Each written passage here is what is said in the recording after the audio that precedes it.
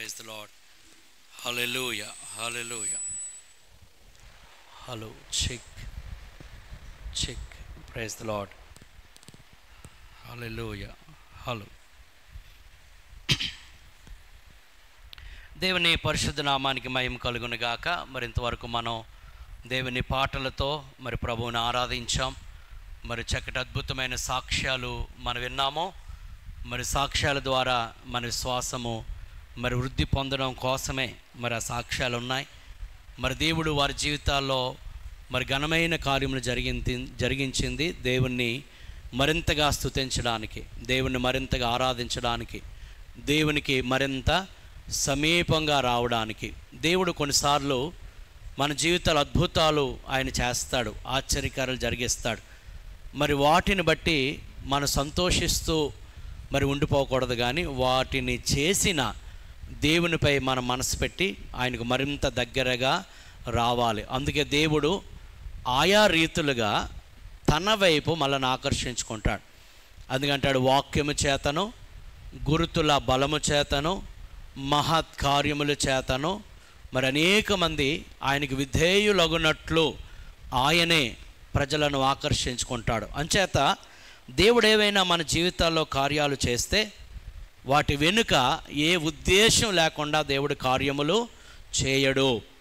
మీరు యోహాను సువార్త 2వ అధ్యాయంలో కానీ యోహాను సువార్త 11వ అధ్యాయంలో కానీ చూస్తే అక్కడ జరిగిన సూచక క్రియలను బట్టి అనేకులు ఆయన యందు విశ్వాసం ఉంచారు. దేవుని స్తోత్రం కలుగునుగాక.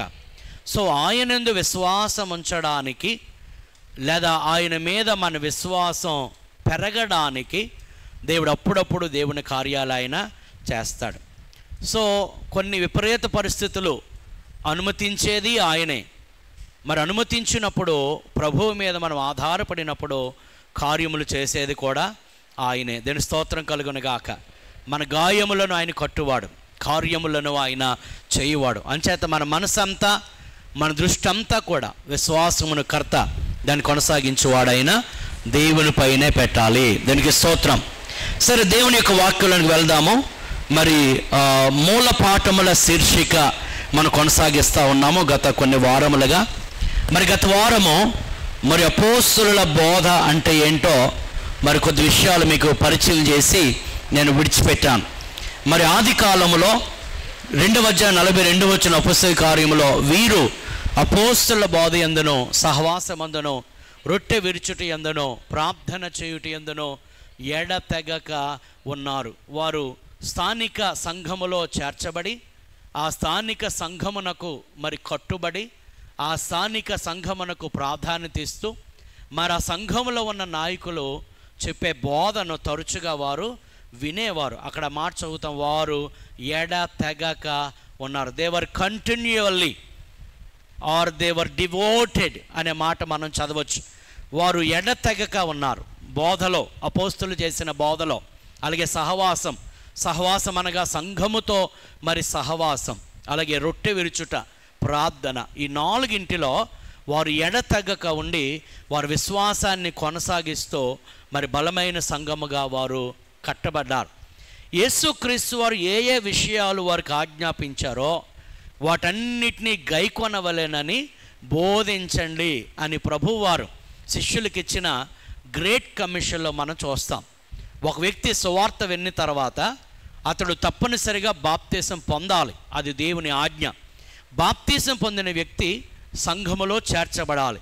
సంఘములో చేర్చబడిన వ్యక్తి సభ్యత్వం కొరకు కాదు, సంఘములో చేర్చబడింది సంపూర్ణులవ్వడానికి. దేవుని స్తోత్రం కలుగునుగాక.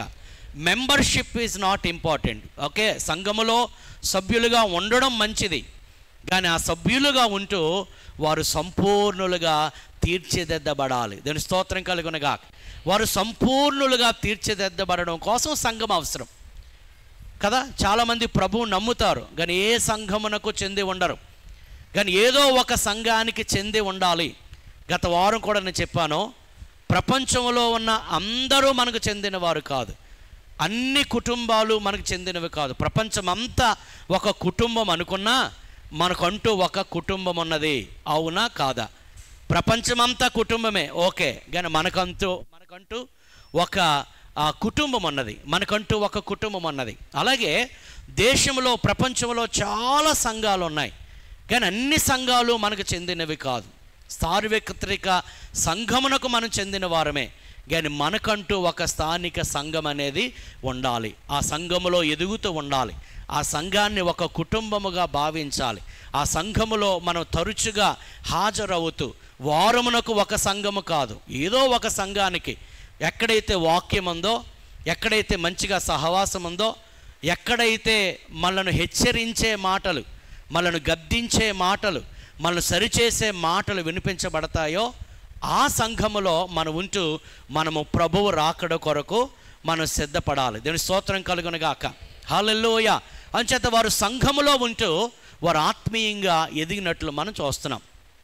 అంచేత ఈ అపోస్తుల బోధను గ్రీక్లో డిడాకే అనే పదం ఉపయోగించబడ్డారు. డిడాకే అనగా బోధ, బోధ, సుబోధ, మంచి బోధ, హిత బోధ, ఆరోగ్యకరమైన బోధ. ఈరోజు సంఘాల్లో కూడా రకరకముల బోధలు వినిపించబడుతున్నాయి. ఆ బోధలు మనకు ఒకవేళ హాని చేసేటట్టుగా ఉండొచ్చు. చూడండి, లోకంలో రకరకాల ఆహార పదార్థాలు ఉన్నాయి. అన్నీ మనం తినేయకూడదు. అన్నీ మనం తినేస్తే చివరికి అనారోగ్యం పాలవుతుంది. అలాగే క్రైస్తవ్యంలో ఉన్న అన్ని బోధలు కూడా సరైనవి కాదు. ఎవరు ఏమి బోధించినా ఆ బోధ దేవుని వాక్యానుసారముగా ఉందో లేదో మనం గ్రహించుకోవాలి. ఈరోజు చాలామందికి ఉన్న అలవాటు ఏంటంటే యూట్యూబ్లో రకరకాల వారు చెప్పే రకరకాల మెసేజ్లు విని వారికి ఆది నుండి ఉన్న విశ్వాసాన్ని వారు కోల్పోయే ప్రమాదంలో కూడా వెళ్ళిపోతున్నారు. Yes, there are lot of messages, చాలా సందేశాలు ఉన్నాయి, కానీ అవి వాక్య ప్రకారం ఉన్నాయా లేదా, వాక్యం ఏం చెబుతుందో గమనించాలి. చూడండి, చాలామంది వాక్యాన్ని పరిశీలించరు. మీరు బెరయ సంఘము గురించి మనం ఆలోచించే, ఆ బెరయములో ఉన్న సంఘస్థులు పౌలు శీలలు చెప్పిన వాక్యాన్ని కూడా వారు లేఖనాల ప్రకారం ఉందో లేదో పరిశీలించారు. ఎవరో ఏదో చెప్తే దాన్ని పట్టుకొని ఇదే సత్యం అనుకోకండి. You also have to search. మీరు వాక్యాన్ని పరిశీలించాలి.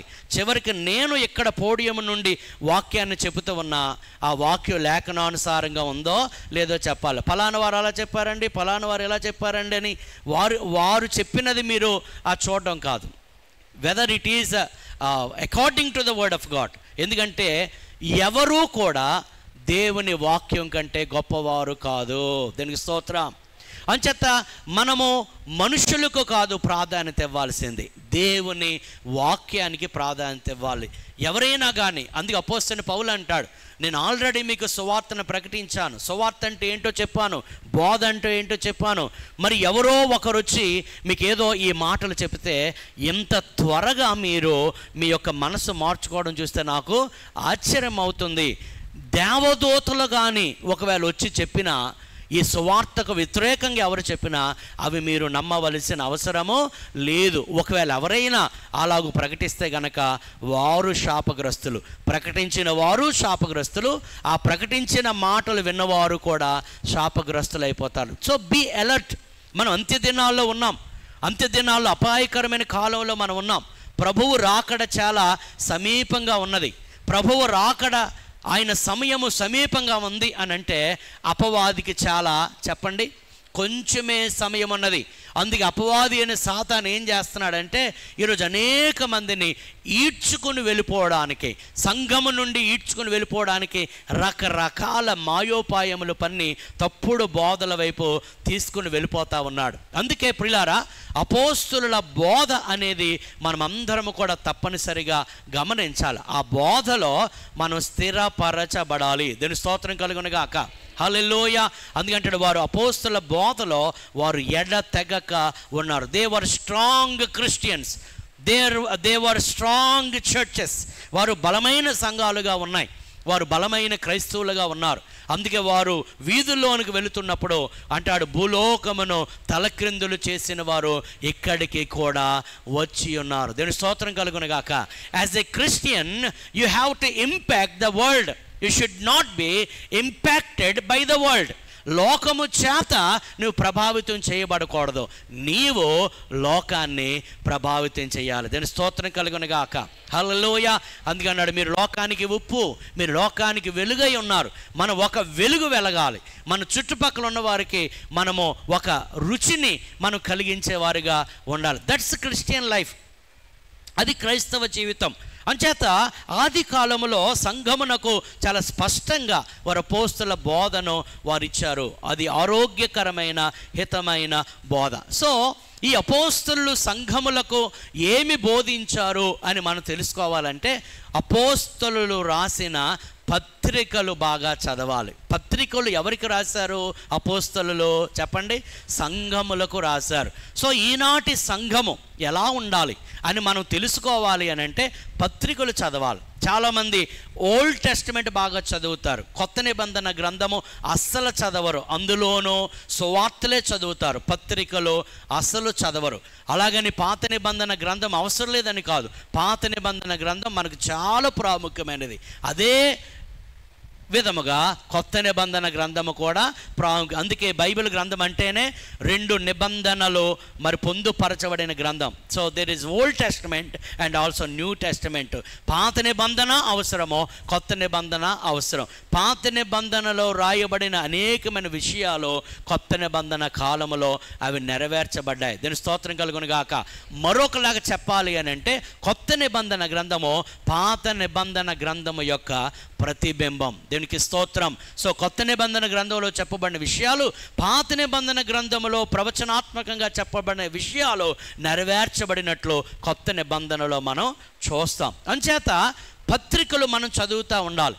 ఆ యొక్క సంఘము ఎలాగ ఉండాలి, సంఘములో ఉన్నవారు ఎలా ఉండాలి, సంఘములో ఉన్నవారు దేవునికి మహిమకరంగా ఎలా ఉండాలి అనేది మరి అపోస్తలులు స్పష్టంగా బోధించారు. మరి అపోస్తలులు బోధించిన ఈ అంశాలన్నీ కూడా పత్రికలలో మనం గమనిస్తే ఒక 7 అంశాలుగా మనం చెప్పుకోవచ్చు. దాన్ని డిడాకే అని మనం అనవచ్చు, దాన్ని అపోస్తలుల బోధ అని మనం పిలవచ్చు. సో ప్రతి సంఘము కూడా ఈ అపోస్తలుల బోధలో స్థిరపరచబడాలి. ఎందుకంటే ఫస్ట్ హ్యాండ్ చర్చ్ అనగా మొట్టమొదటిగా స్థాపించబడిన ఆది సంఘము అపోస్తలుల బోధలో ఉంటూ ఆ సంఘము ఎదిగింది. అందుకే ఈరోజు ప్రతి సంఘమునకు కూడా ఈ అపోస్తలుల బోధ వెళ్ళాలి. ఈ అపోస్తలుల బోధలో, ఈ డిడాకే బోధలో 7 విషయాలు ఉన్నాయి. అందులో మొదటిది మనం గమనిద్దాం ఈరోజు. మొదటిది రిఫార్మ్డ్ కాండక్ట్ అని అంటాం. మార్పు నొందిన జీవితము, మార్పు నొందిన జీవితం లేదా మార్పు నొందిన ప్రవర్తన. చూడండి, యేసు ప్రభు నమ్మిన తర్వాత మనలో ఒక మార్పు రావాలి.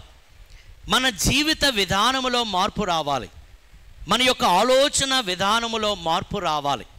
సో యేసు ప్రభు నమ్మకముందు, యేసు ప్రభు నమ్మిన తర్వాత కూడా ఒకేలా ఉంటే ప్రభువుని నమ్మడమో వ్యర్థం. ఇది గమనించాలి. సో క్రిస్టియన్ లైఫ్, క్రైస్తవ జీవితం అనేది అది దేవుడు మనలో కలిగించిన మార్పునకు సంబంధించినది. అంచేత when you believe in Christ, ఎప్పుడైతే క్రీస్తులో మన విశ్వాసం ఉంచుతామో, ఎప్పుడైతే క్రీస్తు యొక్క సువార్తలో మన విశ్వాసం ఉంచుతామో ఆ సువార్త ప్రకారము మన జీవితము ఉండాలి. ఇది చాలా జాగ్రత్తగా మనం గమనించాలి. సువార్త అంటే ఏంటి? యేసుక్రీస్తు లేఖనముల ప్రకారము ఆయన మృతి పొంది, లేఖనముల ప్రకారము ఆయన సమాధి చేయబడి, లేఖనముల ప్రకారము ఆయన తిరిగి లేచాడు. హల్లెలూయా. సో సేమ్ అదే జీవిత విధానం మనం కలిగి ఉండాలి. అనగా పాత జీవితము సమాధి చేయబడి క్రొత్త జీవితమునకు మనం నాంది పలికాం. సో ఎవరైనా నేను రక్షణ పొందాను అని చెప్తే వారిలో కొత్త జీవిత విధానము కనబడాలి, వారిలో నూతనమైన జీవిత విధానం కనబడాలి, న్యూ లైఫ్ స్టైల్. అంచేత క్రైస్తవ జీవితం అంటే కొత్త జీవిత విధానం. అనగా లోకములో ఉన్న మనుషుల వారి ప్రవర్తనకో మన ప్రవర్తనకో ఏముండాలి చెప్పండి? వ్యత్యాసం ఉండాలి. అందుకే కొరింథీయులకు రాసిన 2వ పత్రిక 5వ అధ్యాయం 17వ వచనములో ఈ విధంగా రాయబడిన మాట మనం చూస్తాం. ఎవడైనను క్రీస్తునందున్న ఎడల వాడు నూతన సృష్టి, పాతవి గతించెను, పాతవి గతించెను, ఇదిగో క్రొత్తవాయను. అందరూ దేవుని స్తోత్రం చెప్పండి. అంటే పాతది గతించింది, పాత జీవితానికి స్వస్తి చెప్పేశాం. సో యేసు ప్రభు నమ్మిన తర్వాత మనలో ఒక కొత్త జీవితం కనబడాలి. అది నీ చుట్టుపక్కల ఉన్నవారు చెప్పగలగాలి, నీ కుటుంబం చెప్పగలగాలి. ఏంటోనండి, ప్రభు నమ్మకం ముందు అలాగుండేవారు, నేను చూస్తున్నాను ప్రభు నమ్మిన తర్వాత నిజంగా మీ యొక్క మాట తీరు మారిపోయింది, మీ యొక్క ఆ లైఫ్ స్టైల్ మారిపోయింది అని ప్రజలు సాక్ష్యం ఇవ్వగలగాలి. అదండి క్రైస్తవ జీవితం, మార్పుకు తగిన జీవితం. అంతేదండి, ఎవడైనా క్రీస్తునందు ఉన్న ఎడల అనగా క్రీస్తులోకి ఎవరైనా వస్తే వారు ఎవరంట? నూతన సృష్టి. ఒకసారి మనము చేయబడ్డాం, కానీ మన జీవితము పాప సంబంధమైన జీవితం అయిపోయింది. కానీ ఇప్పుడు ఎవరైతే క్రీస్తు నమ్ముకున్నారో ఆ పాత సృష్టి పోయి, అనగా ఆ పాత జీవితము పోయి, చెప్పండి, కొత్త జీవితాన్ని మనం ప్రారంభించాం. దీని స్తోత్రం కలుగును గాక. అంచేత there is new life in Christ. క్రీస్తులో నూతన జీవితం ఉన్నది. Christianity is not the religion. Christianity is the relationship with the lord himself, with God the creator. సర్వ సృష్టికర్త అయిన దేవునితో మనకున్న సంబంధం, ఆ సంబంధమును బట్టి మన జీవితంలో వచ్చే మార్పు. దేవునికి స్తోత్రం కలుగునుగా. అలాగే Christian life is the new life style. క్రైస్తవ జీవితం అనేది కొత్త జీవితం, కొత్త జీవితం. అందుకే మీరు అపోస్తల కార్యములో 2వ అధ్యాయం 40వ వచనం ఒకసారి చూడండి. నేను నెమ్మదిగా అంశాన్ని మీకు వివరించిన ప్రయత్నం చేస్తున్నా. 2వ అధ్యాయం 40వ వచనము.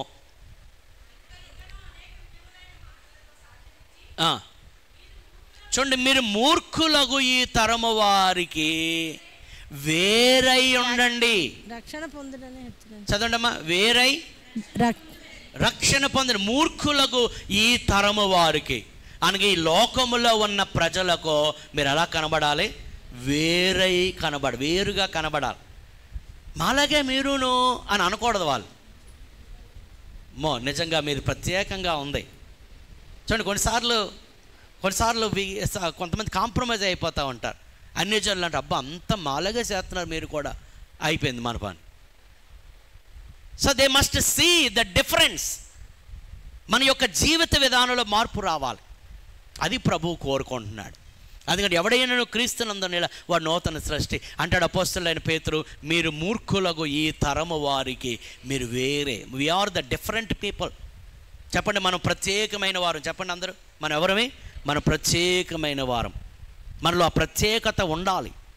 మన ఆలోచన విధానం, మన జీవిత విధానం, మన lifestyle, everything must be different.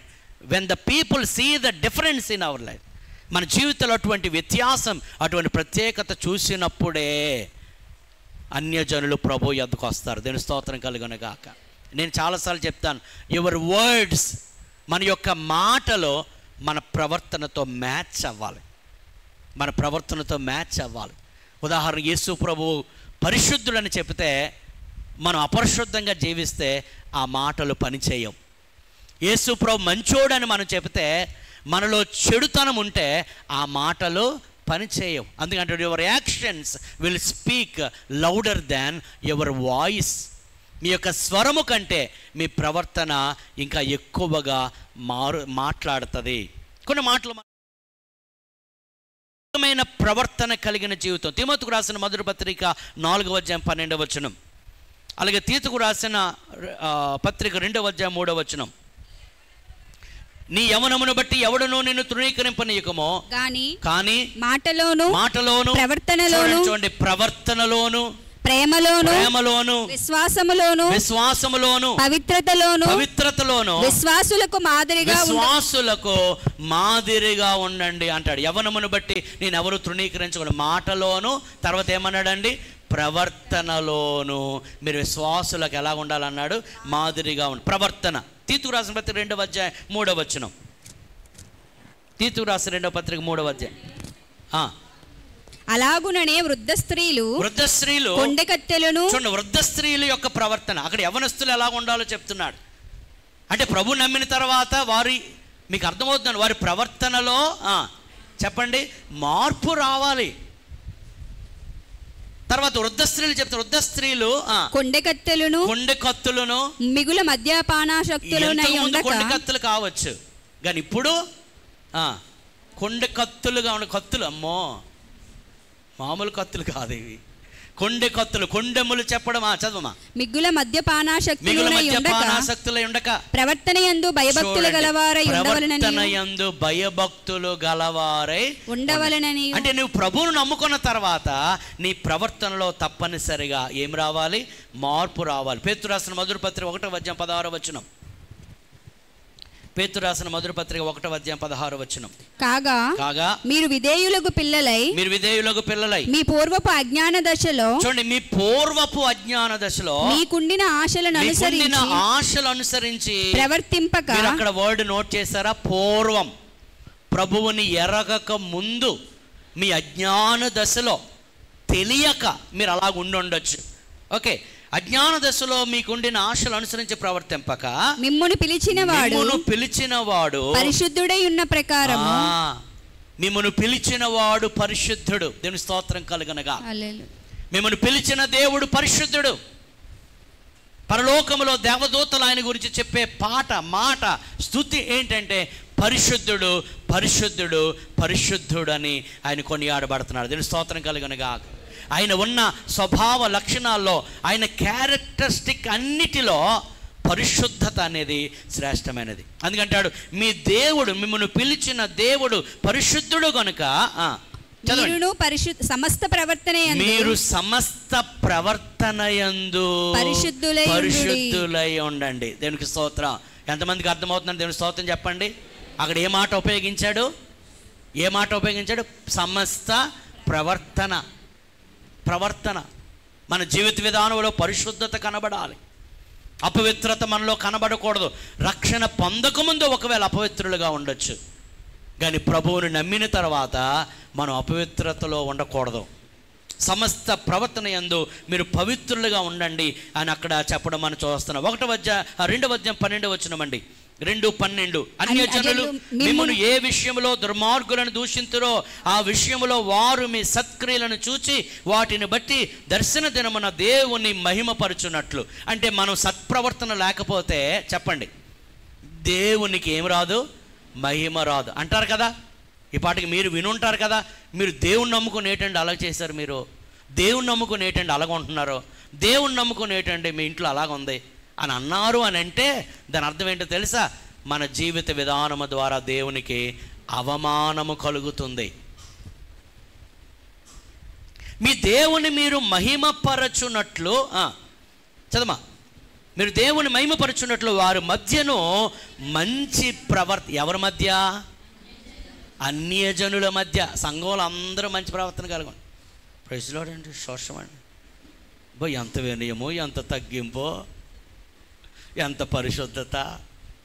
కానీ అంటాడు అన్యజనుల మధ్య మీ ప్రవర్తన. మీరు పనిచేసే ఆఫీస్లో, మీరు పనిచేసే మీరుండే అపార్ట్మెంట్లో, మీరు పనిచేసే డిపార్ట్మెంట్లో, మీరుండే సమాజంలో అన్యజనుల మధ్య మన ప్రవర్తన గమనించిన పిల్లారా, ఆ ప్రవర్తనను బట్టే అనేక మంది అన్యజనులు ప్రభు యొద్దకు వస్తారు. దేవుని స్తోత్రం. అందుకే అన్నాడు మంచి ప్రవర్తన. They have to see how Christ impacted you.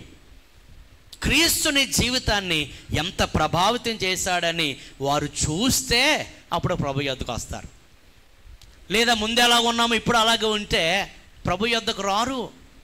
ఇంకంటాడు దానివలన ప్రభువుకి మహిమ కలగదు. వారు మంచి ప్రవర్తన గలవారే ఉండవలనని ఏమన్నాడని పౌలు మిమ్మను బతిమాలు కొనుచున్నాను. ఎందుకు అని అంటే మీ జీవితమే ప్రభువు గురించి సాక్ష్యమిస్తుంది. అందుచేత మీ ప్రవర్తన విషయంలో మీరు జాగ్రత్తగా ఉండండి. అలాగే 3వ అధ్యాయం 2వ వచనం కూడా 2వ వచనము, అందువలన వారిలో ఎవరైనాను వాక్యమున కవిధేయులైతే వారు భయముతో కూడిన మీ పవిత్ర ప్రవర్తన. ఇది అన్యజనులైన భర్తలు మీకు కలిగి ఉన్నప్పుడు, ఒకవేళ మీరు ప్రభువు నమ్ముకుంటే వారు ప్రభువుని నమ్ముకోకపోయినా మీ పవిత్ర ప్రవర్తన చూచి వాక్యము లేకుండానే తమ భార్యల నడవడి వలన రాబట్టుకోవచ్చు. హల్లెలూయా. మరలా నీ ప్రవర్తన ఇంకా గట్టిగా మాట్లాడుతుంది మన మాటల కంటే. ఎంతమందికి అర్థమైంది ఈ మాట? దేవుని స్తోత్రం చెప్పండి. మన మాటల కంటే మన ప్రవర్తన గట్టిగా మాట్లాడుతుంది. అందుకన్నాడు మీ పవిత్ర ప్రవర్తన చూచి రక్షణ పొందని నీ భర్త ప్రభు యొద్దకు రాబట్టబడదు.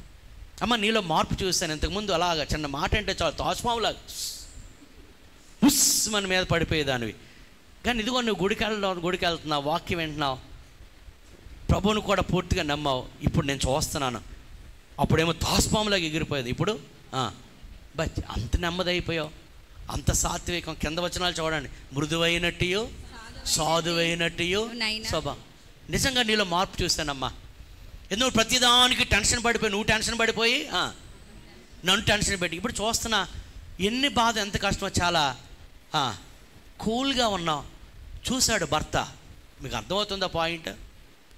ఎంతమంది ప్రతిదానికి పక్కింటి వాళ్ళకి ఇంటి వీళ్ళకి అంటే చాలు కయ్యం. కొంతమంది కయ్యానికి కాదు, ఎప్పుడు కయ్యం వస్తుందా. కొంతమంది కయ్యం ఆడడం ఇష్టం, కొంతమంది కయ్యాలు చూడడం ఇష్టం. చూడండి, దారి లేదని కయ్యం అవుతుంది. కయ్యం అంటే తెలియదు, గొడవ అవుతుంది అనుకోండి. అక్కడ ఆగిపోయి ఉద్యోగంకి వెళ్ళిపోయినా పర్లేదు, ఎక్కడికి వెళ్ళిపోయినా పర్లేదు, అలా చూసుకొని ఎంత హ్యాపీయో ఇద్దరితో అనుకుంటే. కయ్యాలంటే అంత ఇష్టమో ఎప్పుడూ అప్పుడు, కానీ ఇప్పుడు అలాగా. అవునమ్మా, నిజంగా పక్కలో ఎంత కడుగు తగువైన ఇంట్లో చక్కగా కూల్గా ఉన్నావు. నిజంగా నీలో నేను ఇంతకు ముందంటే ఎవడరాడు నన్ను అని వెళ్ళిపోయేదాన్ని. ఇప్పుడు ఎంత కామ్ అయిపోయావు. పవిత్ర ప్రవర్తన వలన నీ భర్తను దేవుని యొద్దకు రాబట్టుకోవచ్చు. దేవుని స్తోత్రం కలుగునుగా. వారెవరు? అన్యజనులైన అవిశ్వాసులైన భర్తలు కూడా. చెప్పండి, మీకు అర్థమవుతుంది. మన ప్రవర్తన వలన వారిలో మార్పు వస్తుంది. దేవుని స్తోత్రం కలుగునుగా. The character has the great power. మనకుండే క్యారెక్టర్ గొప్ప ప్రభావవంతమైనది. అది గొప్ప బలమైన కార్యాలు చేస్తుందండి. మనం 100 కబుర్లు చెప్పినా మన ప్రవర్తన మంచిగా ఉంటే గనక ఆ ప్రవర్తన వల్ల దేవుడి కార్యాలు, ప్రజలు దేవుని వైపు ఆకర్షించబడతారు. అందుకే అంటాడు పేతురు రాసిన 2వ పత్రిక 3వ అధ్యాయము 12వ వచనం చదువుదామండి. ఇవి అన్నీ ఇట్లు లయమైపోవునవి గనుక ఆకాశములు రవులుకొని లయమైపోవునట్టియు పంచభూతములు మహావేంద్రముతో కరిగిపోవునట్టియు దేవుని దినపు రాకడ కొరకు కనిపెట్టుచు దానిని ఆశతో అపేక్షించుచు మీరు పరిశుద్ధమైన ప్రవర్తన. గమనించండి, మన చుట్టుపక్కల ఉన్న ప్రజలు, మన ధనవంతులవనో బలవంతులవనో విద్యావంతులవనో ఆ మాట కాకుండా మీరు పరిశుద్ధంగా ఉన్నారండి అంటే అదే చాలు. దేవునికి మహిమ, దేవునికి స్తోత్రం కలుగునుగా. మనం గొప్పోళ్ళమని చెప్పే కన్నా మీరు మంచోళ్ళు అని చెప్తే దానివల్ల దేవునికి మహిమ. ఈరోజు మనిషికి లేదా మనుషులు కోరుకున్నది గొప్పతనం, కానీ దేవుడు కోరుకుంటున్నాడు మంచితనం. దీనికి స్తోత్రం. అందుకంటాడు మంచి ప్రవర్తన, సత్ప్రవర్తన, పరిశుద్ధ ప్రవర్తన, పవిత్ర ప్రవర్తన. చదవండి. ఆయన రాకడ కొరకు మనం కనిపెట్టచ్చు, దానిని ఆశతో అపేక్షించచ్చు. మీరు పరిశుద్ధమైన ప్రవర్తనతోనో భక్తితోనో ఎంతో జాగ్రత్త గలవారై ఉండవలెను.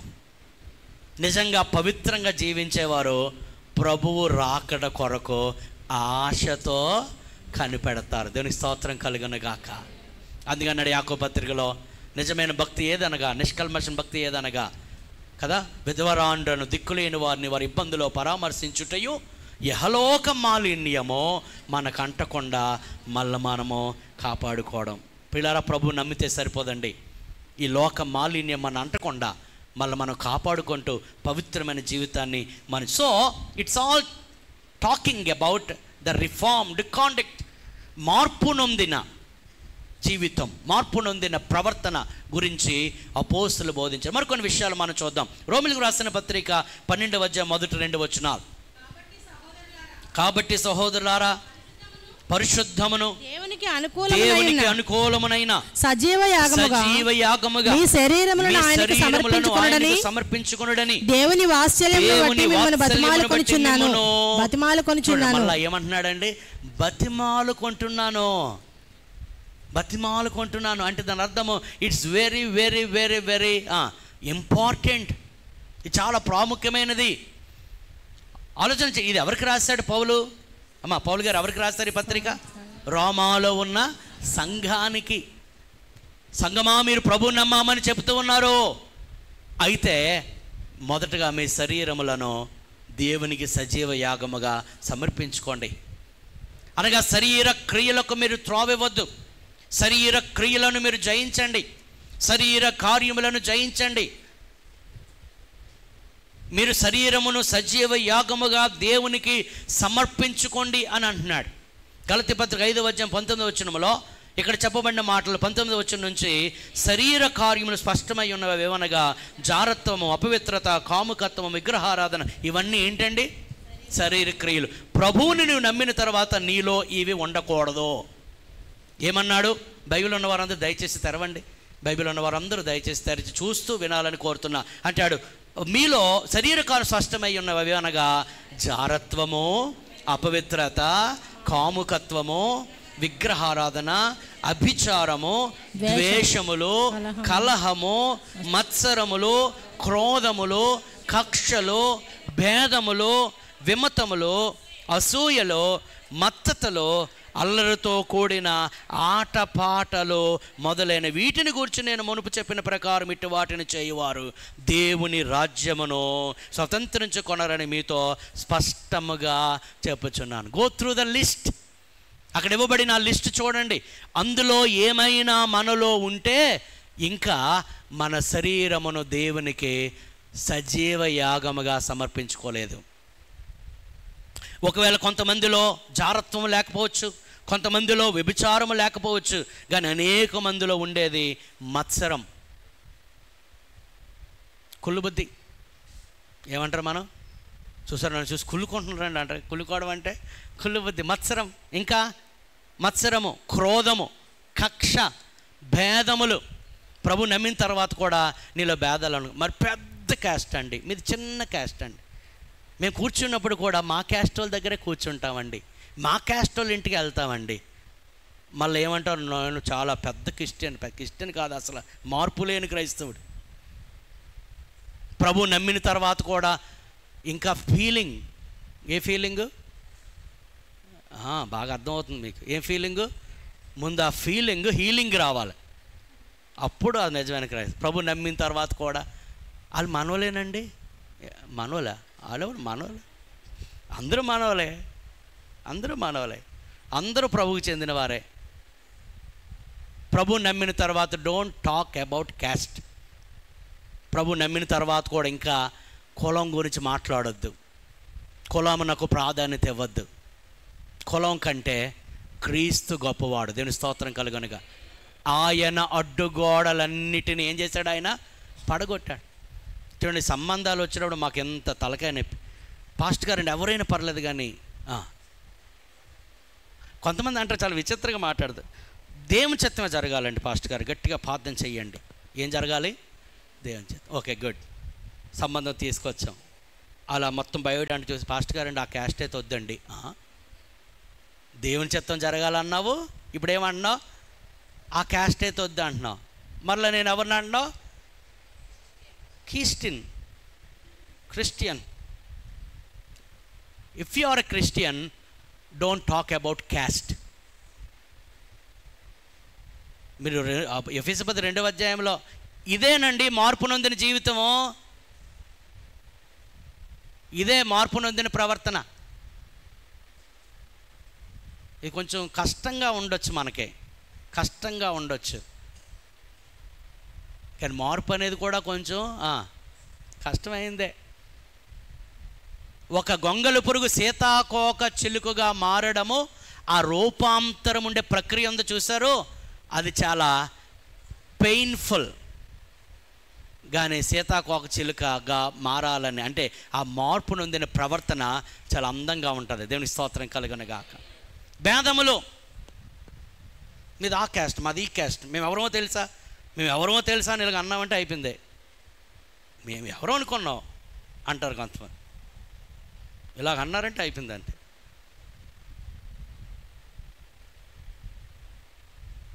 భేదములు, ఇంకంటాడు విమతములు, ఇంకేమన్నాడు అసూయలు, మత్తతలు, అల్లరితో కూడిన ఆటపాటలు, ఇవన్నీ కూడా శరీర క్రియలు.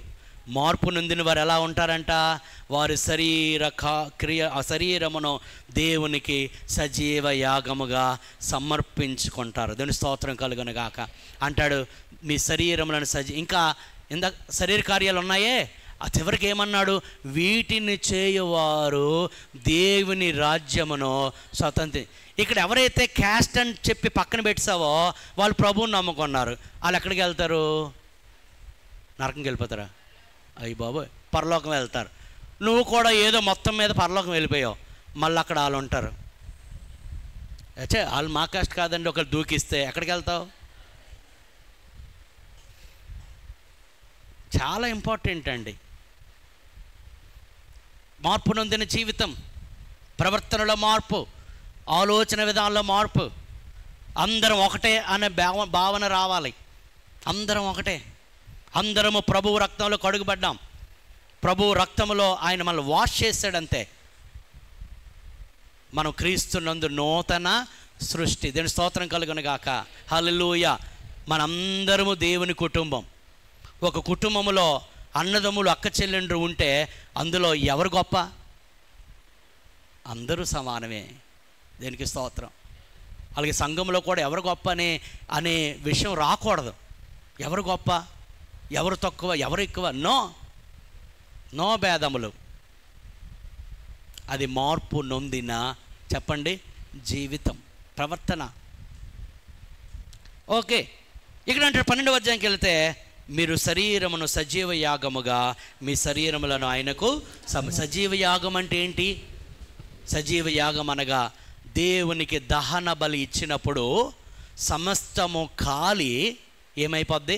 బూడిదైపోద్ది. అంటే శరీర కార్యములో శేషము కూడా మనలో ఉండకూడదు. అందుకని దీన్ని అన్నాం అభ్యాసం. You have to practice it. Okay, తర్వాత ఇట్టి సేవ. ఇది ఏంటంట? అసలు సిసలైన సేవ. నీ శరీరమును సజీవ యాగముగా చెప్పండి దేవునికి సమర్పించుకోవడం సేవ. ఇట్టి సేవ దేవునికి యుక్తమైనది. ఇది దేవునికి ఇష్టమైన సేవ. ఇది దేవునికి ప్రీతికరమైన సేవ. సేవ అంటే బోధించడం కాదు, సేవ అంటే పాడడం మాత్రమే కాదు, సేవ అంటే మరొకటి మాత్రమే కాదు. అసలు సిసలైన సేవ. ఈ సేవ దేవుని యుక్తమైనది. ఏది? నీ శరీరమును సజీవ యాగముగా దేవునికి సమర్పించుకోవడం.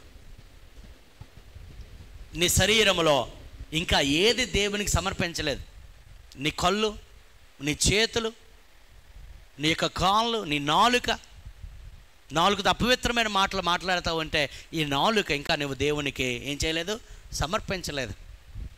చేతులతో అపవిత్రమైనవి నువ్వు తాకుతూ ఉంటే, అపవిత్రమైనవి నోట్లోని తీసుకుంటూ ఉంటే నీ శరీరం ఇంకా పూర్తిగా దేవునికి సమర్పించలేదు.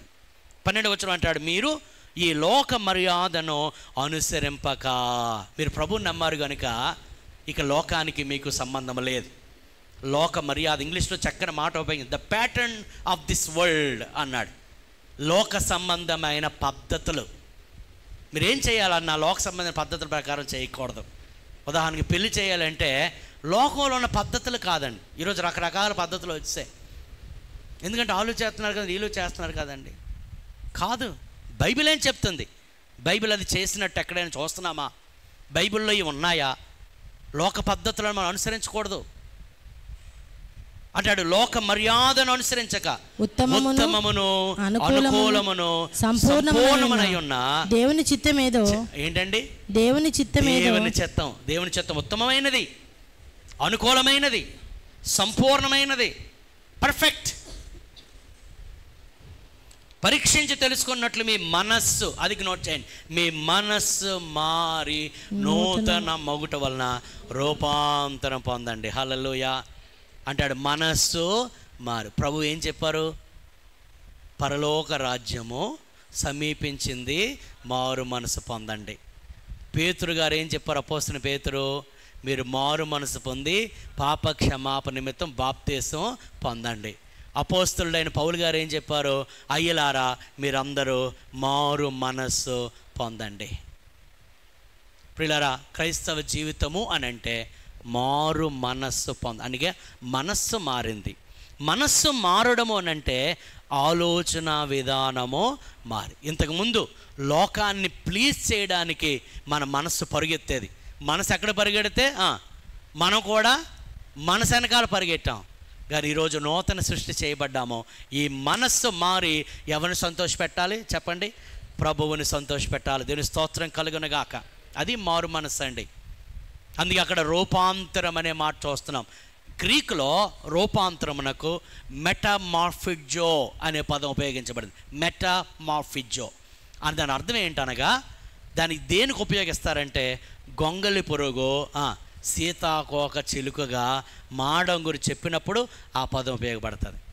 ప్రభు నమ్మకం ముందు మన జీవితం అసహ్యకరమైన జీవితం, దురలవాట్లు, దురభ్యాసాలు, లోకాన్ని ప్లీజ్ చేస్తూ రకరకాల దేవుని వ్యతిరేకమైన కార్యకలాపాల్లో మనం ఉండొచ్చు. కానీ ప్రభువుని నమ్మం కనుక మనము ప్రభువునే సంతోషపెట్టాలి, కానీ లోకాన్ని మనము ఎందుకంటే లోక మర్యాదను మీరు అనుసరించవద్దు. దీని స్తోత్రం కలుగునుగాక. హల్లెలూయా. అదే పత్రిక 13వ అధ్యాయము 11 నుంచి 14 వచనాలు చదివితే, మరియు మీరు కాలమునెరిగి నిద్ర మేలుకొని వేళ అయినదని తెలుసుకుని అలాగు చేయుడి. మన విశ్వాసులమైనప్పటికంటే ఇప్పుడు రక్షణ మనకు మరి సమీపంగా ఉన్నది. రాత్రి చాలా గడిచి పగలు సమీపముగా ఉన్నది కనుక మనము అంధకార క్రియలను విసర్జించి తేజస్ సంబంధమైన యుద్ధోపకరణములు ధరించుకుందాము.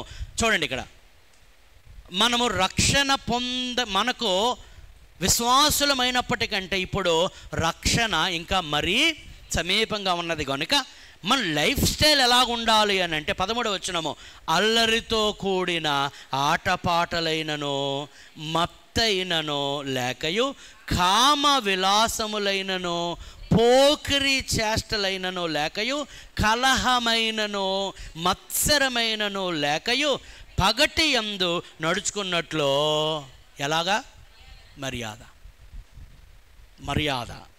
మర్యాదతో కూడిన ప్రవర్తన. లోక మర్యాద వేరు, ఇది ఎవరి మర్యాద? ఇది క్రీస్తు సంబంధమైన మర్యాద. ఓకే, మర్యాదగా నడుచుకుందాం. మెట్టుకు ప్రభువైన యేసుక్రీస్తును ధరించుకొనిన వారై శరీరేచ్ఛలను నెరవేర్చుకొనుటకు శరీర విషయమై ఆలోచన చేసి కొనకొడి. శరీరమును సంతోషపరచడం కోసం ప్రభువుని దుఃఖపెట్టద్దు. శరీర కార్యములు నెరవేర్చుకోవడం కోసం పరిశుద్ధాత్మను మనము దుఃఖపెట్టకూడదు. న్యూ లైఫ్ స్టైల్, ఇది కొత్త జీవిత విధానం.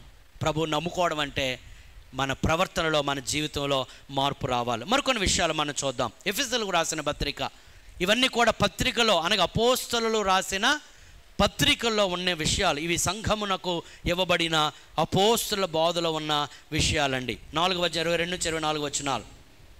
కావున మునుపటి ప్రవర్తన విషయంలోనైతే, ఇది ఎవరికి రాస్తున్నాడు పౌలు గారు? ఎవరికి రాస్తున్నారండి? ఎఫెసీలో ఉన్న సంఘానికి.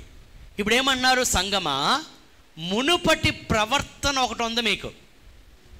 ఇది ప్రభువుని నమ్మకం ముందు మీకున్న ప్రవర్తన. నేను చదువుతానమ్మా, 17వ వచనం చదువుదాము. కాబట్టి అన్యజనులు నడుచుకొనున్నట్లు మీరిక మీదట నడుచుకొనవలదు. దేవుణ్ణి నమ్మని వారికి ఒక లైఫ్ స్టైల్ ఉంది. వారి మాటలు, వారి ఆలోచనలు, వారి పాటలు డిఫరెంట్గా ఉంటాయి. అందుకన్నాడు ఇక మీదట అంటే దాని అర్థం ఏంటి? ఇంతకు ముందు అలాగుండేవారేమో. అర్థమవుతుంది స్తోత్రం చెప్పండి. ఇంతకు ముందు అలాగుండేవారేమో, కానీ ఇక మీదట మీరు అలాగా ఉండడానికి వీలు లేదు. అన్యజనులు నడుచుకున్నట్లు మీరు ఇక మీద నడుచుకొనవలదని ప్రభువునందు సాక్ష్యం ఇచ్చుచున్నాను. వారైతే అంధకారమైన మనస్సు గలవారై, అందరూ చూస్తున్నారండి బైబిల్, తమ హృదయ కాఠిన్యము వలన తమలోనున్న అజ్ఞానము చేత దేవుని వలన కలుగు జీవములో నుండి వేరుపరచబడిన వారై తమ మనస్సునకు కలిగిన వ్యర్థత అనుసరించి నడుచుకొనుచున్నారు.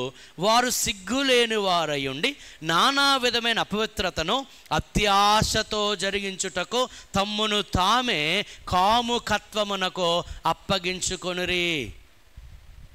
ఇంతకు ప్రభువుని నమ్మకుండా ఉన్నప్పుడు, ప్రభువుని నమ్మని వారు, యేసుక్రీస్తుని రక్షకునికి అంగీకరించిన వారు, లోకస్తులు ఎలా ఉంటారంటే వారు సిగ్గులేని వారై ఉండి నానా విధమైన అపవిత్రతను అత్యాశతో జరిగిస్తారంట. అత్యాశతో జరిగిస్తారు.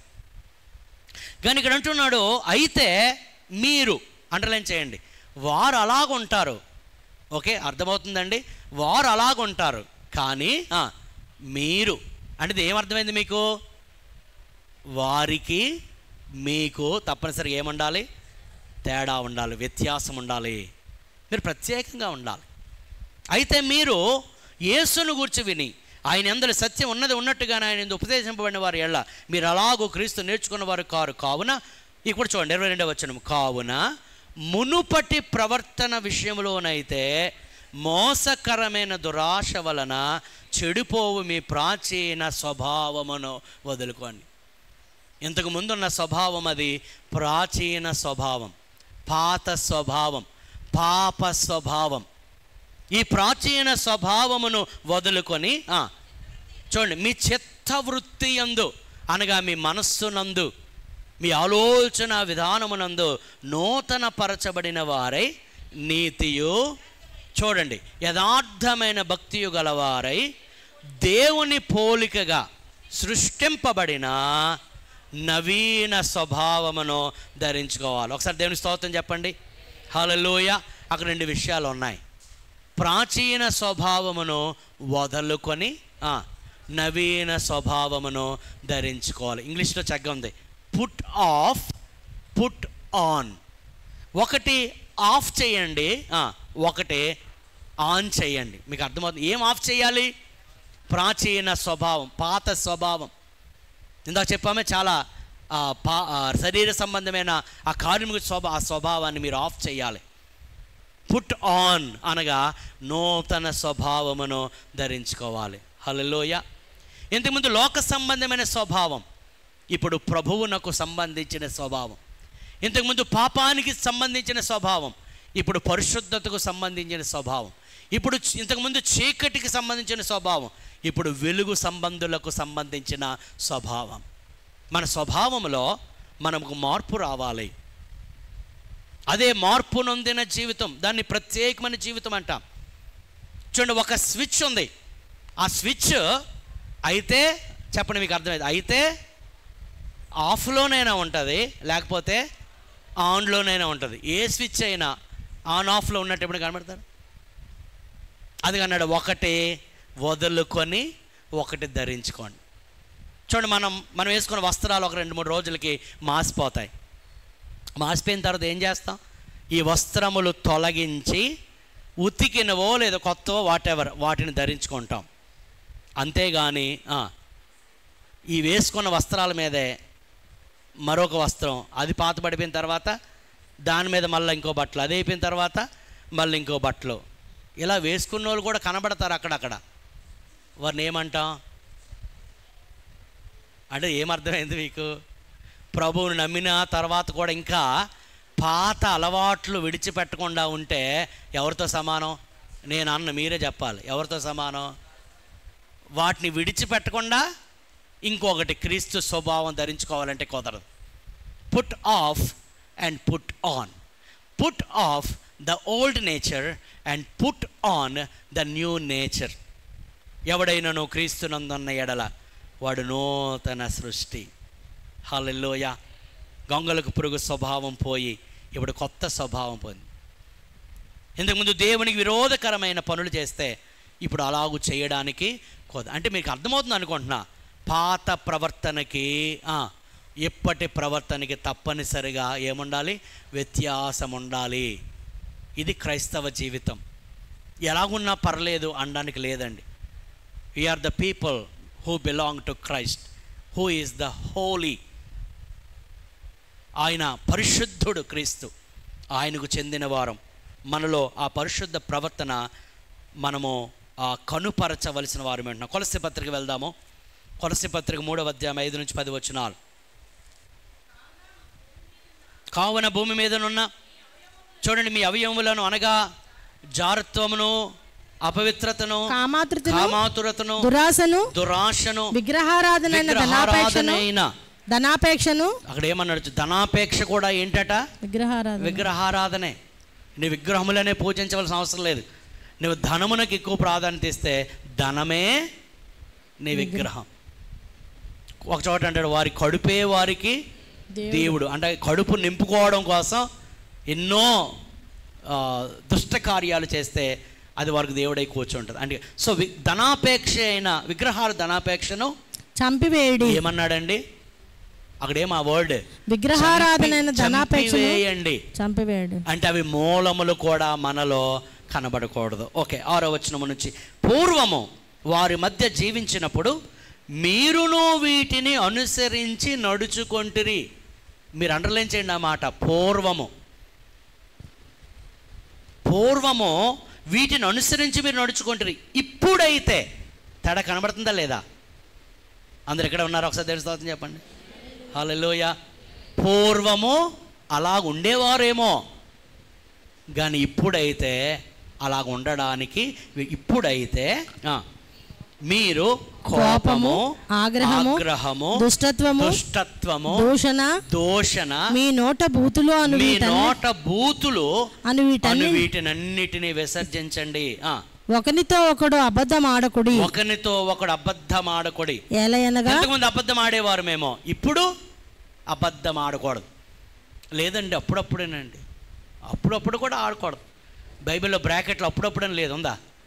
చాలాసార్లు మనం అప్పుడప్పుడు పెట్టేస్తున్నాం బ్రాకెట్లు, మనకి ఇష్టం బాగా. అప్పుడప్పుడు అని లేదు అక్కడ. అబద్ధం ఆడొద్దంటే అబద్ధం ఆడద్దు అంతే. అందుకని సత్యమనే మాట్లాడాలి. మీ తండ్రి యొక్క అపవాది సంబంధులుగా మీరుంటే వాడు అబద్ధికుడును, అబద్ధమునకు జనకుడునే. డు నాట్ లై. అబద్ధం ఆడకూడదు. మీ సహోదరునితో అబద్ధం ఆడొద్దు. అనగా ప్రాచీన స్వభావం. అబద్ధం ఆడడం ఏంటి? పాత స్వభావం. ఇప్పుడు సత్యమే మాట్లాడాలి. అవునంటే అవును, కాదండి దేవుని పెళ్ళి మాట మీద నిలబడడం నేర్చుకో. అవునంటే అవును, వస్తానంటే వస్తాను, రానంటే రాను, చేస్తానంటే చేస్తాను, చేయనంటే చేయను, అంతే. ప్రాచీన స్వభావం దాని క్రియలతో కూడా మీరు పరిత్యజించి జ్ఞానము కలుగు నిమిత్తము దాన్ని సృష్టించిన వాని పోలిక చొప్పున, చూడండి, నూతన పరచబడుచున్న నవీన స్వభావమును ధరించుకొని ఉన్నారు. దీనికి స్తోత్రం కలుగును గాక. పిల్లరా, ఇలా చెప్పుకుంటూ పోతే చాలా విషయాలు సో పాత జీవితానికి కొత్త జీవితానికి తప్పనిసరిగా మనలో వ్యత్యాసము కనబడాలి. దాన్ని బట్టి ఎవరికి? దేవునికి మహిమ. రెండవది, అనేక మంది ప్రభు యొద్దకు ఆకర్షించబడతారు. మరలా చెప్తున్నా, దేవుడు పరిశుద్ధుడు అని మనం చెప్తున్నాం, కానీ మన వీధిలో ఎలాగుంటున్నాం అన్నది చాలా ఇంపార్టెంట్. మీరు పని చేస్తున్న స్థలములు ఎలాగుంటున్నారని చాలా ఇంపార్టెంట్. దేవుని పరిశుద్ధుడైన దేవుని నమ్ముకొని మనం అపవిత్రమైన పనులు చేస్తూ ఉంటే, ఒకటి దేవునికి మహిమ కలగదు, రెండో ప్రజలు దేవుని యొద్దకు రారు. దే కెనాట్, రాలేరు. కొంచెం డీటెయిల్డ్గా మనం ఎఫెసీ పత్రికలో 5వ అధ్యాయం 1వ వచనం, కావున నేను చదువుతానమ్మా. కావున మీరు ప్రియులైన పిల్లల వలె దేవుని పోలి ఇంతకుముందు సాతాను పోలి నడుచుకుని ఉండొచ్చు, కానీ ఇప్పుడు అంటున్నాడు దేవుని పోలి నడుచుకోండి.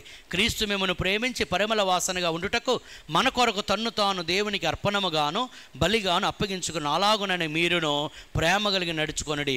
మీలో జారత్వమే కానీ ఏ విధమైన అపవిత్రతయే కానీ, ఎక్స్ట్రా మెరైటల్ ఏమంటారు దాన్ని, అఫైర్స్, వివాహమునకు వెలుపట ఉండే సంబంధములు ఎవరు కలిగి ఉండకూడదండి. It is very punishable. నీ భార్యకు నీవు బద్ధుడివై ఉండాలి, అంతే. నీ భర్తకు నీవు బద్ధుడివై ఉండాలి. Even through chatting also, even through chatting. నీ భార్య కాని వారితో, నీ భర్త కాని వారితో సామాజికంగా ఏమంటామో కమ్యూనికేషన్ వేరు, కానీ అపవిత్రమైన కమ్యూనికేషన్ అది ఉండకూడదు. అదే అంటాడు, ఏ విధమైన అపవిత్రత కూడా మీలో ఉండకూడదు. ఇంకంటాడు వాటి పేరైనను ఎత్తకూడదు. If you see in the world, even in the media, there is lot of filth. చాలా అపవిత్రత ఈరోజు లోకంలో కనబడుతుంది. ఎక్కడ చూసిన అపవిత్రత. వెన్ యూ ఓపెన్ యూట్యూబ్, ఏదో మంచివి చూద్దామని ఓపెన్ చేసినా అపవిత్రమైనవే కనబడుతున్నాయి. వెన్ యూ ఓపెన్ ఫేస్బుక్, ఒకరు మంచివి చూద్దామని లేదా ఎవరు ఏదో మంచి పోస్ట్ చేశారని చూద్దామని తెరిచిన అపవిత్రమైనదే కనబడుతుంది. మీకు తెలుసా, అప్పటికంటే ఇప్పుడు ఎక్కువ అపవిత్రమైన పనులు చేయడానికి అవకాశాలు ఉన్నాయి. అందుకే దేవుని పిల్లలు తమ పవిత్ర జీవితాన్ని చాలా జాగ్రత్తగా కాపాడుకోవాలి. Never ever go for extra marital affairs. దేవుడు దాన్ని పాత నిబంధనలు చూసిన హీ టుక్ వెరీ సీరియస్లీ. భార్యతో కాకుండా, భర్తతో కాకుండా వేరే ఒకరితో అపవిత్రమైన సంబంధం గాడ్ టుక్ వెరీ సీరియస్. అందుకే 10 ఆజ్ఞల్లో కూడా అది చేర్చాడు, వ్యభిచరించకూడదు. ఈరోజు చాలా కుటుంబాల్లో మనం చూస్తున్నాం. I'm talking about the world. లోకంలో ఎక్కడ చూసినా ఇవే. ఇటువంటి అపవిత్రమైన లోకంలో దేవుని పిల్లలు పవిత్రంగా జీవించి చూపించాలి. That is new life style. దేవుని స్తోత్రం కలుగును గాక. దాన్ని బట్టి మీరు నమ్మిన దేవుడు పరిశుద్ధుడని ప్రపంచం తెలుసుకుంటుంది. మనం చదువుతున్న గ్రంథము ఏ గ్రంథము? పరిశుద్ధ గ్రంథం. మనం నమ్ముకున్న దేవుడు పరిశుద్ధుడు. ఆయన నమ్మిన మనము పరిశుద్ధులుగానే ఉండాలి. మనలో ఎన్ని మిగతా క్వాలిటీస్ ఉన్నా, if you miss the Holi life, ఆ పరిశుద్ధమైన జీవితం కానీ మిస్ అయిపోతే you can never enter in to the Kingdom of God. అందుకు అపోస్తలుడైన పౌలు అంటాడు, ఏ విధము చేతనో కూడా అసలు అపవిత్రతనే ఆ మాట ఎత్తకూడదని చెబుతూ, ఇదే పరిశుద్ధులకు తగినదే. దేవుని స్తోత్రం కలుగును గాక. ఇదే చెప్పండి, పరిశుద్ధులకు తగిన. ఇది మన జీవిత విధానం, న్యూ లైఫ్ స్టైల్, క్రీస్తుకు సంబంధించిన వారి జీవిత విధానం. కృతజ్ఞత వచనమే మీరు ఉచ్చరింపవల్ల కానీ మీరు బూతులైనను, పోకిరే మాటలైనను, సరసోక్తులైనను. బూతులు, ప్రభు నమ్మిన తర్వాత మన నోట బూతులు రాకూడదు. కొన్ని పల్లెటూళ్ళలో మాటకు ముందు ఒక బూతు, మాట తర్వాత ఒక బూతు మాట్లాడదు కానీ మాట రాదాలకి. లేదండి అలవాటు అయిపోయిందండి అనకూడదు. You have to change. బూతులైనను, పోకిరి మాటలైనను, సరస్సోక్తులు, దానికి ఇంగ్లీష్లో జస్టింగ్ అనే మాట ఉపయోగించవచ్చు. జస్టింగ్, JESTING, జస్టింగ్ అనగా ఎగతాళి, పరిహాసం,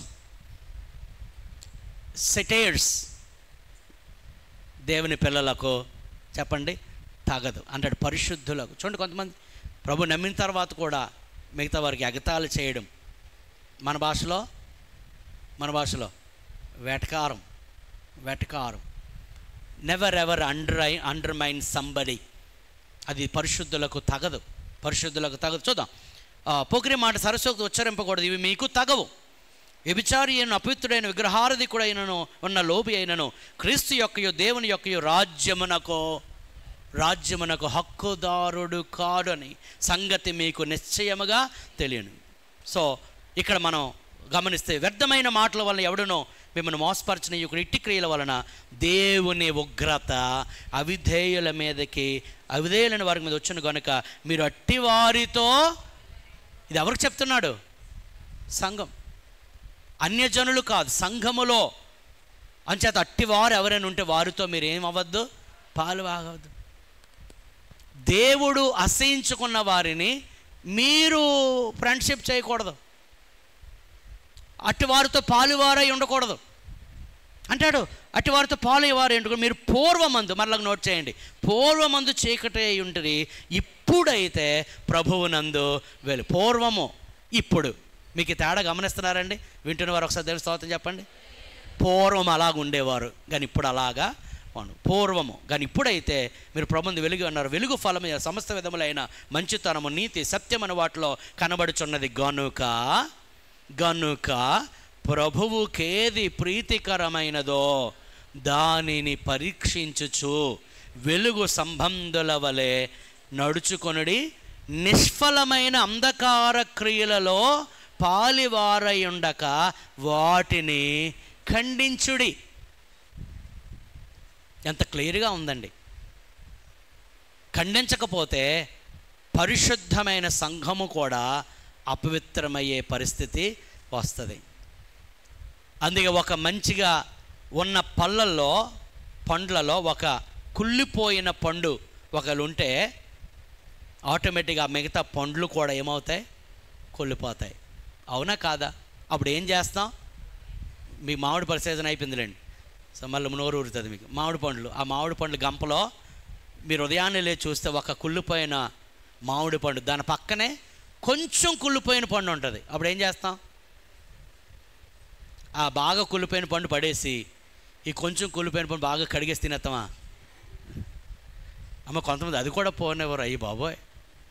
అప్పుడు ఏం చేస్తాం? ఆ కొంచెం ఉన్నా కానీ రెండింటిని తీసి, లేకపోతే ఏమవుతుంది? అందుకే అపోస్తున్న పౌలు he was very careful in correcting the church, otherwise the church will be spoiled. ఇది పరిశుద్ధ దేవుని సంఘం, పరిశుద్ధులుగా ఉండడానికే దేవుడు పిలిచాడు. అందుచేత క్రమపరుచుట కొరకే దేవుడు సంఘ నాయకులను ఏర్పరిచాడు. అందుకంటే వారితో పాలువారై ఉండకొడి. అన్యజనుల గురించి మాట్లాడలేదు. మీలో ఎవడైనను సహోదరుడు అనబడిన వాడు త్రాగుబోతుగా కానీ, విగ్రహారాధికుడిగా కానీ, జారుడుగా కానీ, అపవిత్రుడు కానీ ఉంటే వారితో మీరు పాలువారై ఉండొద్దు అని ఖచ్చితంగా సంఘానికి చెప్పబడుతున్న మాట మనం గమనించాలి. సరే, కొంచెం ముందుకు వెళ్దాం. మారు మనసు అంటే చూడండి, లోకాసువార్త 19:8. జస్ట్ మీకు అర్థం. మారు మనస్సు అని అంటే లోకాసువార్త 19:8 ఒకసారి చూద్దాం. జక్కయ్య నిలవబడి, ఇదిగో ప్రభువా, నా ఆస్తిలో సగము బేదకిచ్చేస్తాను. నేను ఎవరిని యొద్దనైనను అన్యాయముగా దేనినైనను తీసుకొని ఎడల అతనికి 4 వంతులు మరలా చెల్లించేస్తాను. ఇదేంటి చెప్పండి అర్థం? ఇదేంటి? మారు మనస్సు. ఇంతకుముందు జక్కయ్య ఒక లంచగొండిగా ఉండి పన్ను వసూలు చేసినప్పుడు ఎక్కువ పన్ను వసూలు చేసేవాడు. మీకు అర్థమవుతుందా? ఇప్పుడు ఏం పొందాడు? ప్రభువు యొద్దకు వచ్చాడు, రక్షణ పొందాడు, మారు మనసు పొందాడు. వెంటనే అంటున్నాడు, నా ఆస్తిలో సగము పేదలకు ఇచ్చేస్తున్నా. ఏం మారింది అర్థమే చెప్పండి. ముందు మనస్సు మారింది, తర్వాత అతని యొక్క జీవిత విధానము మారింది. ఇంకా ఎవరి దగ్గర అన్యాయం తీసుకుంటే వారికి 4 రెట్లు ఇచ్చేస్తాను. యోహాను సువార్త 4:4 సమరి స్త్రీ కనబడుతుంది. సమరి స్త్రీ ఇంతకుముందు వ్యభిచారములో ఉన్న స్త్రీ. ప్రభువు నమ్మిన తర్వాత ఆ వ్యభిచారాన్ని ఆమె విడిచిపెట్టి ఆ యేసుక్రీస్తుని విశ్వాసం ఉంచి యేసుక్రీస్తుని గురించి ప్రజలకు ప్రకటించింది. అక్కడ రాయబడిన మాట, ఆమె చెప్పిన మాటలను బట్టి అనేక మంది ప్రభు యొద్దకు వచ్చారు. దేవుని స్తోత్రం కలుగునుగాక. అంటే దాని అర్థం ఏంటి? ఆమె జీవితంలో వచ్చిన మార్పును సమరయ పట్టణస్థులు చూసి వారు ప్రభు యొద్దకు వచ్చారు. అపోస్తల కార్యం 19:19. అపోస్తల కార్యములు 19:19. మరియు మాంత్రిక విద్య అభ్యసించేవారు అనేకులు చూడండి తమ పుస్తకములు తెచ్చి అందరి ఎదుట వాటిని కాల్చివేశారు. వాటి లెక్క చూడగా వాటి వెల 50,000 వెండి రోకలు. ఎంతమందికి అర్థమవుతుంది? వీరెవరు?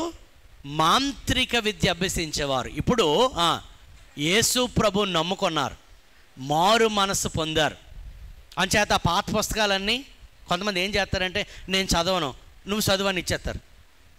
చూడండి, కొంతమంది ప్రభు నమ్మిన తర్వాత ఉదాహరణకి ఏవైనా చెత్త పుస్తకాలు ఏమున్నాయి అనుకోండి, చెత్త పుస్తకాలు కాదు, చెత్త పుస్తకాలు, చదవకూడని చెడ్డ పుస్తకాలు ఏమైనా ఉంటే వాడిని ఖరీదు పెట్టి కొనుక్కున్నారు అనుకోండి.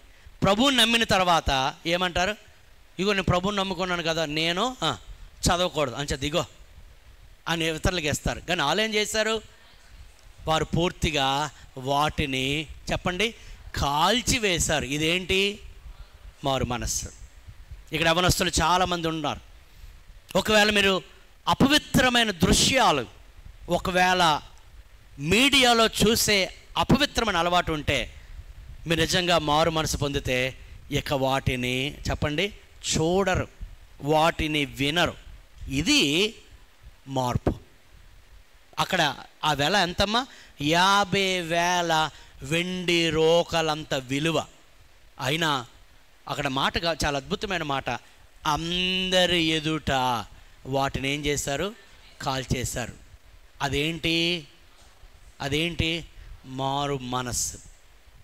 ఇంకా ప్రభు నమ్మామని చెబుతూ ఇంకా పాత అలవాట్లు, దురలవాట్లు, దురభ్యాసాలు, ఇంకా డ్రింకింగ్, స్మోకింగ్. కొన్నిసార్లు విచిత్రం ఏంటంటే ఆ డ్రింకింగ్ స్మోకింగ్ చేస్తూ కూడా ప్రభు వల్ల తీసుకుంటారు. It's very dangerous. ఆ మధ్యలో ఎవరు అన్నారు, తాగకూడదని ఎక్కడుందండి? తాగేసి అడుగుతాను, తాగకూడదని ఎక్కడుందండి? తాగుబోతులు ఎక్కడ చూపించాలా? చూడండి, కొరింథీయులకు రాసిన మొదటి పత్రిక 6:10-11 వచ్చిన ఒకసారి చూడండి. కొంతమంది అంటారు, చదవండి, దొంగలైనను లోభులైనను, ఉందా లేదా? దొంగలైనను లోభులైనను త్రాగుబోతులైనను దోషకులైనను దోచుకుని వారైనను దేవుని రాజ్యమునకు, ఉందా లేదా? దేవుని రాజ్యమునకు వారసులు కారు. It's very clearly written. త్రాగుబోతులు దేవుని రాజ్యానికి వెళ్ళరు. నేను ప్రభు తాగేస్తానంటే, ప్రభు నమ్మినా కూడా విషయం అప్పుడు తాగినా ఇప్పుడు తాగినా ఒకటే. త్రాగుబోతులు దేవుని రాజ్యానికి వెళ్ళరు. కొంతమంది ప్రభు నమ్మిన తర్వాత కూడా ఇంకా దురలవాట్లు ఉంటే ఆ దురలవాట్లు విడిచిపెట్టాలండి. మీరు కొరింథీయులకు రాసిన పత్రిక మొదటి పత్రిక 11వ అధ్యాయానికి వెళ్తే 27-32 వచ్చిన 11వ అధ్యాయము కొరింథీయులకు రాసిన మొదటి పత్రిక 11వ అధ్యాయం 27-32. కాబట్టి ఎవడు అయోగ్యముగా ప్రభువు యొక్క రొట్టెను తినునో లేక ఆయన పాత్రలోనిది త్రాగునో వాడు ప్రభువు యొక్క శరీరమును గూర్చియు రక్తమును గూర్చియు అపరాధి యగును. అంటే ఈ ప్రభు బల్లలో ఎలాగ పాలుపొంపులు పొందకూడదు చెప్పండి? అయోగ్యముగా. ఒకవైపు త్రాగు, ఆ ప్రభు బల్ల టైంలోనే నేను తాగనండి కాదు.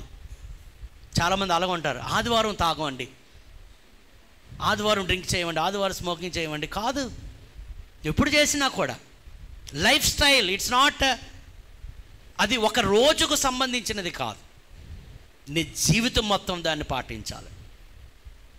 అయోగ్యముగా ప్రభు బల్లలో పాలు పంపులు ఎవరైనా పొందితే, ఎవడు రొట్టెను అయోగ్యముగా ప్రభువు యొక్క రొట్టెను తిననో లేక ఆయన పాత్రలను త్రాగునో వాడు ప్రభువు యొక్క శరీరమును గూర్చి రక్తమును గూర్చి అపరాధియుగును. కాబట్టి ప్రతి మనుష్యుడు తన్ను తాను పరీక్షించుకొనవలెను.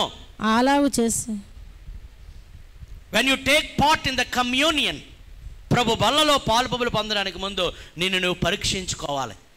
అదేదో కేవలం రొట్టె మొక్క ద్రాక్ష రసంలాగా చూడకండి. ప్రభువు యొక్క శరీరం అని వివేచింపక, ప్రభు యొక్క రక్తం అని వివేచింపక, ఒకవేళ అయోగ్యముగా ఆ బల్లలో పాలు పంపులు పొందితే గనక ప్రభు శరీరం అని వివేచింపక తిని త్రాగువాడు తనకు శిక్షావిధి కలుగుటకే తిని త్రాగుచున్నాడు. ఇందువలననే మీలో, జాగ్రత్తగానండి, ఇందువలననే మీలో అనేకులు బలహీనులను రోగులునై ఉన్నారు, చాలా మంది నిద్రించుచున్నారు. దేవుని బల్లను, ప్రభువు బల్లను మనం చులకనగా తీసుకోకూడదండి. ఒకవైపు లోకములో ఉంటూ, ఒకవైపు లోకములో పాత్రలో పాలుపంపులు పొందుతూ, లోక సంబంధమైన కార్యకలాపాల్లో పాలుపంపులు పొందుతూ ఇక్కడ ప్రభు బలలో చేయబడితే అంటాడు, కొందరు బలహీనులు అవుతున్నారు, కొందరు రోగులు అవుతున్నారు, కొందరు ఏకంగా నిద్రిస్తున్నారంటే మరణిస్తున్నారు.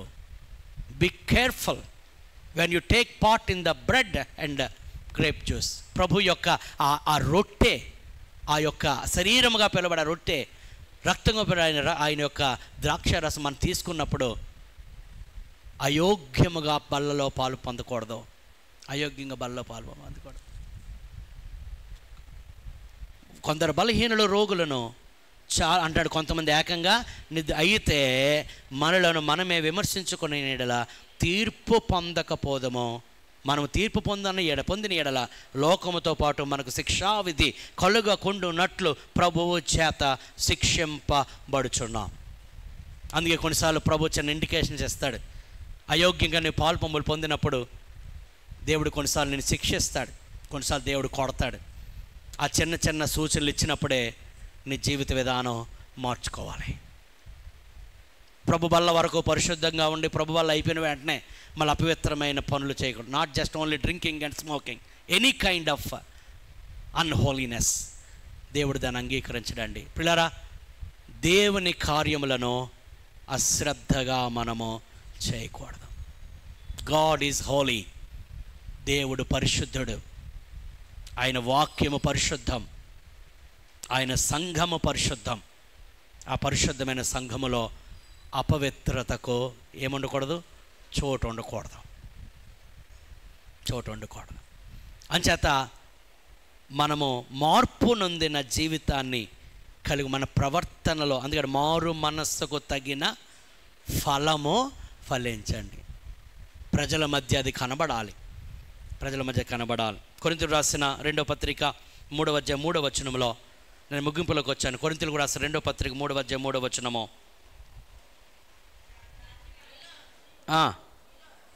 మీలో అసూయు,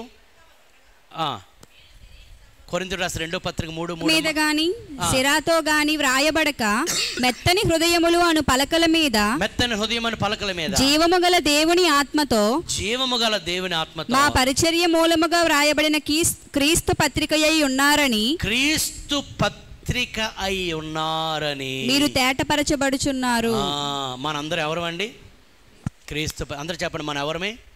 క్రీస్తు పత్రిక. అంటే జనాలు, ప్రజలు మనలను చెప్పండి చదువుతారు. Our life style is not consisted only in between 4 walls. ఈ 4 గోడల మధ్య మనందరం పరిశుద్ధంగా కనబడతాం, అందరం మంచివారిగా కనబడతాం. కానీ 4 గోడల నుంచి వెళ్ళిన తరువాత ప్రజల మధ్య మన జీవితము ఎలా ఉందన్నది చాలా important. The way you talk, the way you walk అనగా నడవడి, ప్రవర్తన, మన సంభాషణలో కూడా మార్పు రావాలండి. కొలసి పత్రికలు అంటాడు, మీ సంభాషణ ఉప్పు వేసినట్టు రుచిగలదిగా ఉండాలి. మనం మాట్లాడితే అందులో కొంతమంది మాట్లాడే రుచి పచ్చి ఉండదు. ఒక గంట సేపు ఏం మాట్లాడారంటే వాళ్ళకి తెలియదు, మనకి తెలియదు. అవర్ టాక్ మస్ట్ బి, మన యొక్క సంభాషణ, మన మాట, మన ఆలోచన, మన ప్రవర్తన మళ్ళీ అంటాడు దేవునికి తగినట్లుగా ఉండాలి. దేవుని స్తోత్రం కలుగునుగా.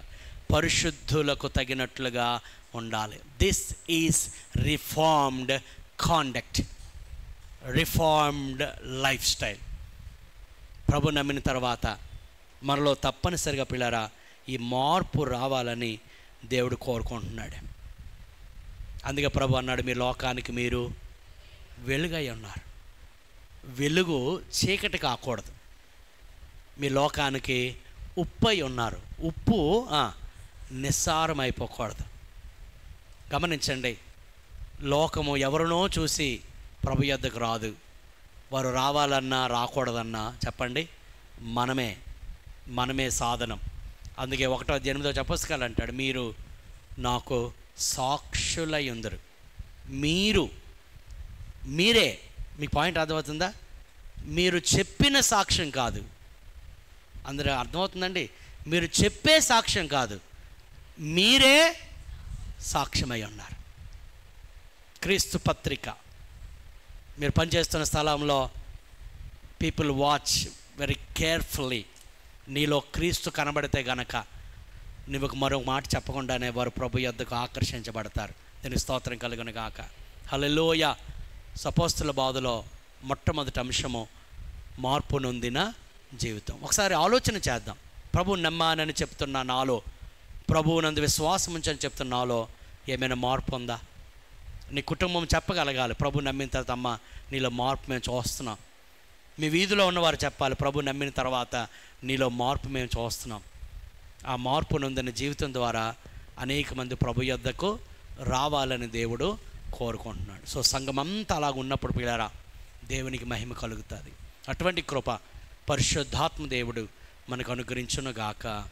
ఆమేన్. తల్ల వంచుదాం, ప్రభు సన్నిధిలో ప్రార్థించేద్దాం. అందరూ తల్ల వంచి కళ్ళు మూసుకొని మన జీవితాలను ప్రభు సమర్పించుకొని ప్రభు బల్లకు మనం సమీపిస్తుండగా ఇంకా దేవునికి విరోధమైనవి ఏమైనా ఉంటే ఇది దేవుడు మనకిస్తున్న సమయం.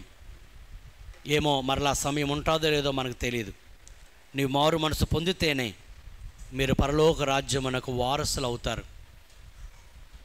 అప్పుడైతే అలాగున్నారు, కానీ ఇప్పుడైతే అలా ఉండడానికి వీలు లేదని స్పష్టంగా మరో రాయబడిన మాట వింటున్నాం. ప్రాచీన స్వభావం వదులుకోవాలి, నవీన స్వభావం, నూతన స్వభావం ధరించాలి. పాత జీవితానికి కొత్త జీవితానికి ఒక వ్యత్యాసం అనేది మనం ప్రజలు చూడగలిగితే, దేవుడు చూడగలిగితే తద్వారా దేవునికి మహిమ వస్తుంది. మన జీవిత ప్రభు అందరు 2 చేతుల పైకెత్తి, ఇంకా దేవుని విరోధకరమైనవి నీలో ఉన్నాయా? నీ ఆలోచన